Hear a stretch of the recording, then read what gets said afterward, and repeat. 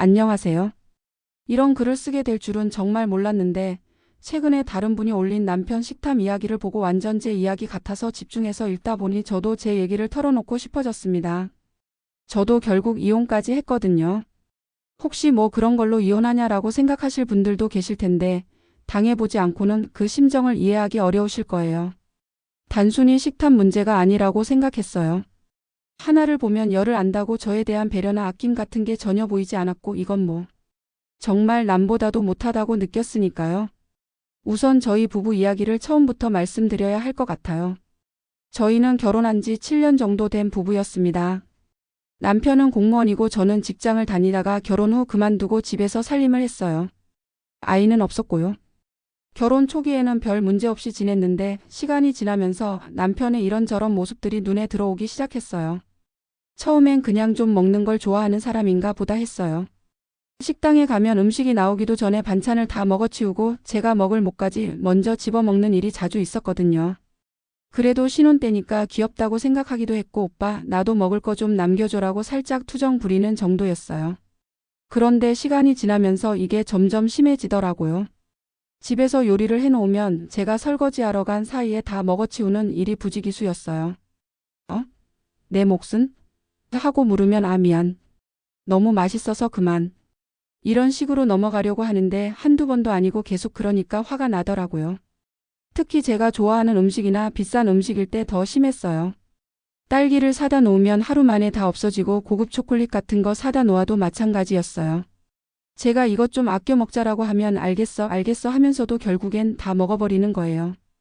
더 황당했던 건 제가 아플 때였어요. 감기 걸려서 며칠 누워 있는데 죽을 끓여달라고 했더니 귀찮아라고 하면서 자기는 치킨을 시켜 먹더라고요. 그것도 혼자서요. 저한테는 넌 아프니까 죽 먹어야지라고 하면서 말이에요. 정작 죽은 안 끓여주고요. 시댁 식구들과의 모임에서도 정말 창피한 일이 많았어요. 음식이 나오면 제일 먼저 젓가락을 들어서 좋은 부위만 골라 먹고 다른 사람들이 뭐라고 하면 아, 배고팠어라고 둘러대는 거예요. 시어머니가 저한테 며느리가 남편을 잘 못 먹여서 그런가? 라고 핀잔을 주실 때도 있었고요. 정말 부끄러웠어요. 집에 가서 남편한테 제발 밖에서는 좀 생각해서 먹어달라고 부탁해도 뭘 그런 걸 가지고 그래라며 대수롭지 않게 넘어가더라고요. 그리고 이 사람의 진짜 모습을 알게 된 건 결혼 3년 차쯤이었어요. 제가 친정어머니 생신이라고 케이크를 사왔는데 밤늦게 들어와서 보니까 케이크가 반쪽이 없어진 거예요. 어떻게 된 거냐고 물어보니까 배고파서 조금 먹었는데? 라고 하더라고요. 조금이라니요? 정말 반쪽이나 먹어놨는데요. 이거 내일 친정에 가져갈 건데 어떻게라고 하니까 그럼 다른 거 사면 되지라고 하는 거예요. 마치 제가 뭔 큰일이나 되는 것처럼 호들갑 떤다는 식으로요. 그날 정말 화가 많이 났었어요. 더 가관인 건 제가 직장 동료들과 약속이 있어서 집에 과자나 음료수를 사다 놓고 갔는데 집에 와보니까 다 없어진 거예요. 친구들 올 건데 이거 준비해 둔 거였어라고 하니까 몰랐어. 그럼 편의점 가서 사오면 되잖아라고 하더라고요. 이런 일들이 계속 반복되면서 저는 점점 지쳐갔어요. 음식을 숨겨놓기 시작했어요. 냉장고 깊숙한 곳에 숨겨놓거나 아예 친정에 맡겨놓거나 했죠. 그런데 그것도 다 찾아내서 먹더라고요. 진짜 개 같은 후각을 가진 건지 어디 숨겨놔도 다 찾아내는 거예요. 한 번은 제가 생리통이 심해서 초콜릿이 먹고 싶어서 비싼 수입 초콜릿을 하나 사서 침실 옷장 깊숙한 곳에 숨겨뒀는데 그것까지 찾아내서 먹어버린 거예요. 정말 기가 막혔어요. 이걸 어떻게 찾았어? 라고 물어보니까 우연히 발견했어라고 하는데 우연히 발견할 곳이 아니었거든요. 그때부터 저는 진짜 남편에 대한 신뢰가 무너지기 시작했어요. 음식뿐만 아니라 다른 것들도 눈에 들어오기 시작했거든요. 제가 아끼는 화장품을 몰래 써서 덜어내거나 제 용돈을 슬쩍 가져가서 쓰는 일도 있었어요. 왜 내 돈을 가져갔어? 라고 물어보면 급해서 빌려간 거야. 나중에 갚을게라고 하는데 정작 갚은 적은 한 번도 없었고요. 그리고 제가 친정에서 받은 용돈이나 생활비를 당연히 자기 것처럼 생각하는 것 같더라고요. 더 화가 났던 건 제가 몰래 모아둔 적금 통장을 발견해서는 이런 거 왜 숨겨놨어? 우리 부부인데라고 하면서 그 돈으로 자기 취미생활비를 쓰는 거예요. 낚시용품 사고 술값 쓰고. 저는 혹시 모를 급한 일을 대비해서 모아둔 건데 말이에요. 내 돈이야 라고 하면 부부인데 내 돈이 어딨어라고 하면서도 정작 자기 돈은 절대 저한테 쓰지 않았어요. 자기 용돈은 철저하게 따로 관리하면서 말이에요. 이런 일들이 쌓이다 보니까 저는 점점 남편과 멀어져 갔어요. 대화도 줄어들고 스킨십도 피하게 되더라고요. 그런데 남편은 전혀 눈치를 못 채는 거예요. 아니, 눈치를 못 채는 게 아니라 관심이 없었던 것 같아요. 제가 우울해하거나 기분이 안 좋아도 왜 그래? 라고 물어보지도 않았어요. 오히려 요즘 왜 이렇게 예민해? 라고 저를 탓하기만 했죠. 친구들한테 상담을 받으면 그냥 참아라. 남자들은 다 그래라고 하는 사람도 있었고 너무 예민하게 생각하는 거 아니야? 라고 하는 사람도 있었어요. 하지만 저는 알겠더라고요. 이건 단순히 음식을 많이 먹는 문제가 아니라 상대방에 대한 배려가 전혀 없다는 거였어요. 저를 동등한 파트너로 생각하지 않고 그냥 자기 편의를 위해 존재하는 사람 정도로 생각한다는 거였죠. 결정적인 사건은 작년 추석 때 일어났어요. 그날은 정말 제 인생에서 잊을 수 없는 날이에요. 며칠 전부터 몸살 기운이 있어서 컨디션이 안 좋았는데 추석 당일에는 정말 몸이 너무 안 좋았어요. 열도 나고 온몸이 쑤시고 머리도 아프고. 그래서 남편한테 나 정말 못 움직이겠어. 시댁도 친정도 가지 말고 집에서 쉴게라고 했어요. 남편은 그럼 나라도 내 집에 가야지라고 하면서 전날 시댁에 내려갔어요. 저는 혼자 집에 남았는데 정말 아파서 하루 종일 침대에서 일어날 수가 없었어요. 입맛도 없어서 물만 조금씩 마시고 그냥 누워만 있었죠. 그런데 시간이 지나면서 아무것도 안 먹으니까 배가 고파지기 시작하더라고요. 처음에는 그냥 참았는데 점점 공복감이 심해져서 정말 힘들었어요. 그래도 몸이 너무 아파서 일어날 수가 없어서 계속 참고 있었어요. 추석 당일 오후쯤 되니까 정말 배가 고파서 견딜 수가 없더라고요. 아픈 몸을 억지로 일으켜서 부엌으로 갔는데 집에 먹을 게 아무것도 없는 거예요. 밥도 없고 라면도 없고. 명절이라 배달도 안 되고 편의점도 문 닫았고. 정말 막막했어요. 그래서 어쩔 수 없이 쌀을 씻어서 밥을 하기 시작했어요. 그런데 밥이 되려면 시간이 걸리잖아요. 기다리는 동안 공복감이 점점 더 심해져서 저도 모르게 배고파 라는 말이 나올 정도였어요. 배를 움켜쥐고 식탁에 엎드려 있을 수밖에 없었죠. 그때 남편이 집에 들어왔어요. 오후 3시쯤이었나? 왔어? 몸은 좀 어때? 라고 물어보길래 아직도 아파. 그런데 먹을 게 아무것도 없어서 지금 밥하고 있어라고 했어요. 그랬더니 그래? 내가 차에 뭔가 놓고 온 게 있는데 가져올게라고 하더라고요. 그래서 남편이 뭔가 시댁에서 싸온 음식이 있나 보다 생각했어요. 명절이니까 전이나 나물 그런 음식들 좀 싸왔겠구나 싶었죠. 사실 좀 기대도 했어요. 이렇게 아픈데 뭔가 먹을 수 있는 게 있다니 다행이다 싶었거든요. 그런데 남편이 나간 지 한참이 지나도 들어오지 않는 거예요. 뭐 하나 싶어서 기다렸는데도 계속 안 들어와요. 5분, 10분. 너무 오래 안 들어와서 이상했어요. 차에서 뭘 가져오는데 이렇게 오래 걸릴까 싶어서 말이에요. 그래서 궁금해서 현관문을 열고 나가봤어요. 저희 아파트가 복도식이고 1층이라서 문을 열고 나가면 복도를 통해 앞쪽 주차장이 바로 보이거든요. 그런데 거기서 본 광경이 정말 평생 잊을 수 없을 것 같아요. 남편이 저희 차 옆에 쪼그리고 앉아 있더라고요. 그런데 뭔가를 우걱우걱 먹고 있는 거예요. 처음에는 뭐 하는 건가 싶어서 여보 뭐해? 라고 불렀더니 깜짝 놀라면서 뒤를 돌아보더라고요. 완전히 들킨 표정이었어요. 가까이 가서 보니까 남편이 먹고 있던 게 명절 음식이었어요. 전이랑 식혜 그리고 나물 몇 가지. 시댁에서 싸온 음식들을 거기서 혼자 먹고 있었던 거죠. 아픈 마누라가 집에서 배고파하고 있는 걸 뻔히 알면서도 말이에요. 이게 뭐야? 라고 물어봤더니 남편이 당황해하면서 이거. 배가 고파서. 라고 중얼거리더라고요. 그래서 그럼 집에 가져가서 같이 먹으면 되잖아. 왜 여기서 혼자 먹어? 라고 했더니 그냥 조금만 먹으려고. 라고 하는 거예요. 그 순간 정말 모든 게 다 보이더라고요. 이 사람이 저를 어떻게 생각하는지 정말 남보다도 못하게 생각한다는 게 확실해졌어요. 더 가관인 건 남편이 집에 들어왔을 때 제가 배고프지 않아? 밥 먹을까? 라고 물어봤었는데 그때 남편이 뭐라고 했는지 아세요? 아니야, 오랜만에 집에 내려가서 배 터지게 먹고 왔어. 너무 배불러라고 했었거든요. 배가 부르다고 했으면서도 전이 보이니까 또 먹고 싶어진 거죠. 그런데 집 안으로 가져가면 저랑 나눠 먹어야 하니까 그게 아까워서 혼자 밖에서 먹고 있었던 거예요. 정말 어이가 없었어요. 제가 배부르다고 했으면서 왜 또 먹어? 라고 했더니 그냥 입이 심심해서 라고 하더라고요. 입이 심심하면 껌이나 사탕을 먹지 왜 명절 음식을 먹어요? 그것도 아픈 마누라 몰래 혼자서요. 그때 정말 감정이 식는다는 게 뭔지 알겠더라고요. 지금까지 남편에 대해 느꼈던 모든 감정들이 순식간에 사라지는 느낌이었어요.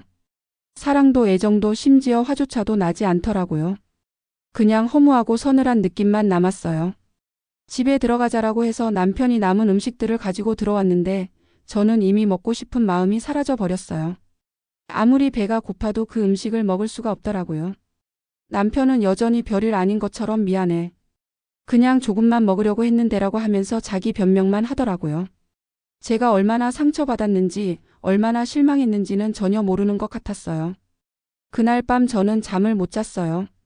계속 그 장면이 머릿속에서 맴돌았어요.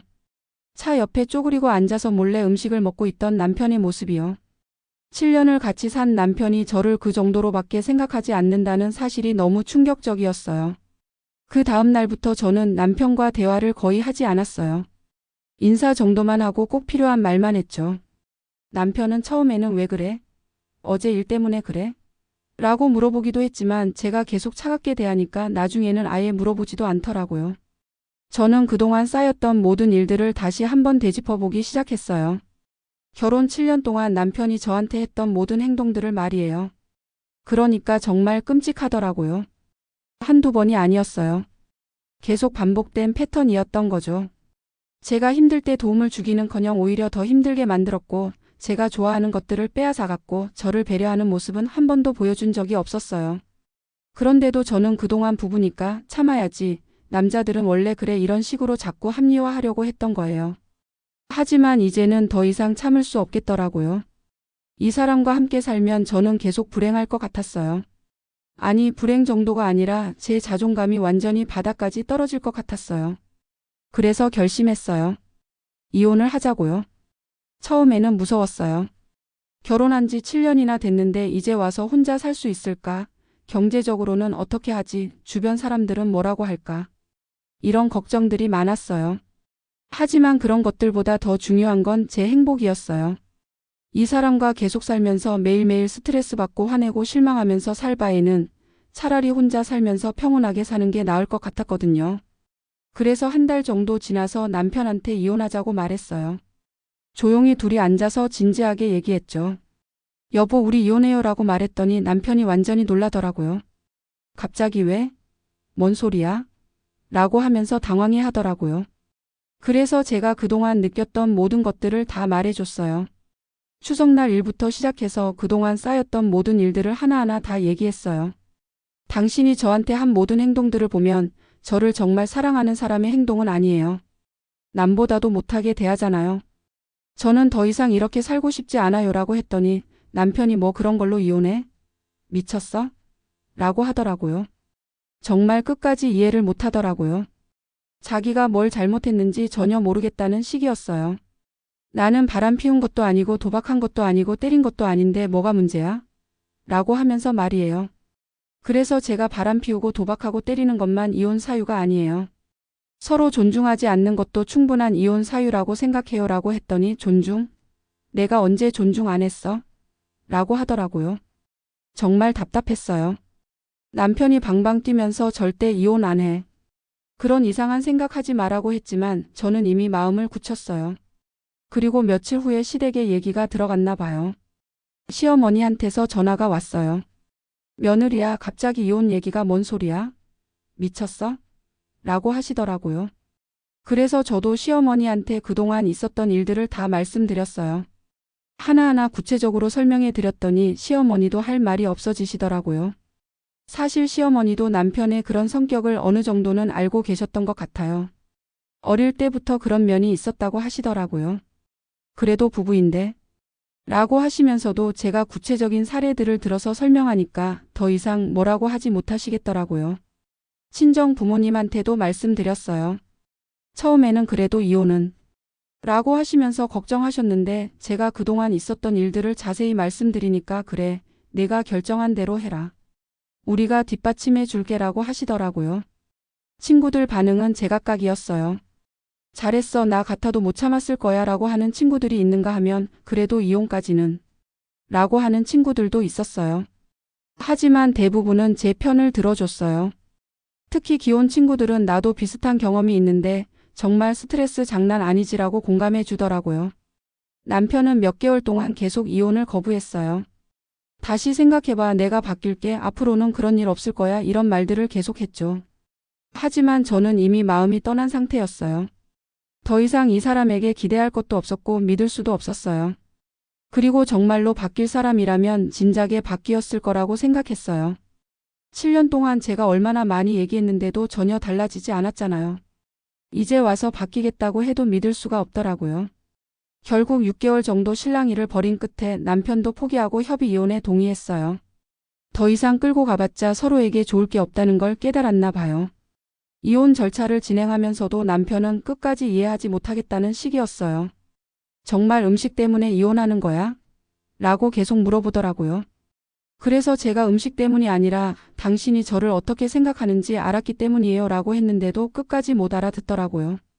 재산분할이나 위자료 같은 건 크게 다툴 일이 없었어요. 저희가 특별히 재산이 많은 것도 아니었고 제가 바라는 것도 별로 없었거든요. 그냥 깔끔하게 정리하고 싶었어요.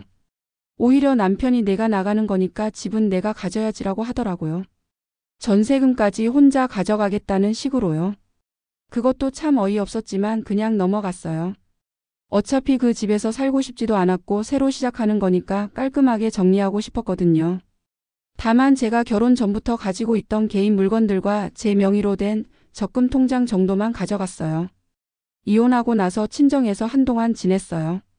부모님이 천천히 생각해봐라. 당분간은 집에서 쉬면서 앞으로 어떻게 할지 계획을 세워라라고 하셨거든요. 처음에는 정말 막막했어요. 7년 만에 다시 혼자가 된 거니까요. 하지만 며칠 지나니까 오히려 홀가분하더라고요. 아침에 일어나서 스트레스 받을 일이 없으니까 얼마나 좋은지 모르겠어요.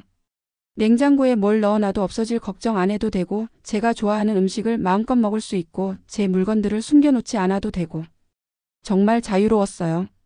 친구들도 표정이 많이 밝아졌다고 하더라고요. 결혼할 때는 못 느꼈는데 이혼하고 나니까 그동안 얼마나 스트레스를 받으면서 살았는지 알겠더라고요. 이혼하고 나서 6개월 정도 지났을 때 우연히 남편을 마주친 적이 있어요. 동네 마트에서였는데 혼자 장을 보고 있더라고요. 처음에는 못 본 척하려고 했는데 남편이 저를 보고 다가오더라고요. 어떻게 지내? 라고 물어보길래 잘 지내요 라고 대답했어요. 그랬더니 나는 진짜 이해가 안 돼. 그런 걸로 왜 이혼까지 했는지. 라고 또 그 얘기를 하더라고요. 아직도 이해를 못하고 있는 거예요. 그래서 제가 지금도 똑같이 생각하세요? 라고 물어봤더니 당연하지. 나는 바람 피운 것도 아니고 때린 것도 아닌데라고 하더라고요. 정말 끝까지 모르겠더라고요. 이 사람은 진짜 평생 모를 것 같았어요. 그럼 앞으로도 그렇게 사세요라고 말하고 그냥 돌아섰어요. 더 이상 할 말이 없었거든요. 그리고 그 순간 확신했어요. 정말 잘 이혼했구나 하고요. 지금은 작은 원룸에서 혼자 살고 있어요. 파트타임으로 일하면서 서서히 경제적으로 독립하려고 노력하고 있고요. 힘들 때도 있지만 그래도 결혼했을 때보다는 훨씬 행복해요. 가끔 주변에서 재혼 생각은 없어? 라고 물어보는 사람들도 있는데 아직은 그런 생각이 없어요. 혼자 사는 게 너무 편하고 좋거든요. 나중에 정말 좋은 사람을 만나게 되면 그때 생각해 볼 수도 있겠지만 지금은 저 자신에게 집중하고 싶어요. 친구들 중에는 너무 예민하게 반응한 거 아니야? 라고 하는 사람들도 있어요. 하지만 저는 후회하지 않아요. 만약 그때 참고 계속 살았다면 지금쯤 더 큰 문제가 생겼을지도 모르거든요. 돌이켜보면 그 추석날 사건은 정말 마지막 경고였던 것 같아요. 제 마음속에서 이제 그만하라고 하는 신호였던 거죠. 만약 그때도 참고 넘어갔다면 저는 계속 그런 식으로 살았을 거예요. 자존감은 바닥까지 떨어지고 우울증에 걸렸을지도 모르고요. 지금 생각해보면 남편의 그런 행동들은 단순히 식탐이 아니었어요. 상대방에 대한 배려와 존중이 전혀 없다는 거였죠. 저를 동등한 인간으로 보지 않고 그냥 자기 편의를 위해 존재하는 사람 정도로 생각했던 거예요. 음식을 나눠 먹는다는 건 단순히 배고픔을 해결하는 문제가 아니라고 생각해요. 가족이라면, 사랑하는 사람이라면 당연히 같이 나눠 먹어야 하는 거잖아요. 특히 상대방이 아프거나 힘들 때는 더욱 그래야 하고요. 그런데 남편은 그런 기본적인 배려조차 하지 않았어요. 아픈 아내가 집에서 굶고 있는 걸 알면서도 혼자 밖에서 몰래 음식을 먹다니. 정말 상상도 못했던 일이었어요. 지금도 가끔 그때 일을 생각하면 화가 나요. 하지만 동시에 감사한 마음도 들어요. 그 일이 있었기 때문에 제가 결단을 내릴 수 있었거든요. 만약 그런 결정적인 사건이 없었다면 저는 아직도 그 사람과 살면서 매일 스트레스 받고 있었을지도 모르니까요. 혹시 비슷한 상황에 계신 분들이 있다면 꼭 말씀드리고 싶어요. 참는 게 능사가 아니라는 거요. 상대방이 나를 어떻게 생각하는지 정확히 보시고 정말 존중받지 못한다고 느끼신다면 과감하게 결단을 내리시는 게 좋을 것 같아요. 물론 이혼이 정답은 아니에요. 하지만 계속 참고 살면서 자존감을 잃어가며 사는 것보다는 혼자서라도 당당하게 사는 게 낫다고 생각해요. 저는 지금 정말 행복하거든요. 여러분들은 어떻게 생각하시나요? 제가 너무 극단적으로 행동한 걸까요? 아니면 당연한 선택이었을까요? 솔직한 의견 들려주시면 감사하겠습니다.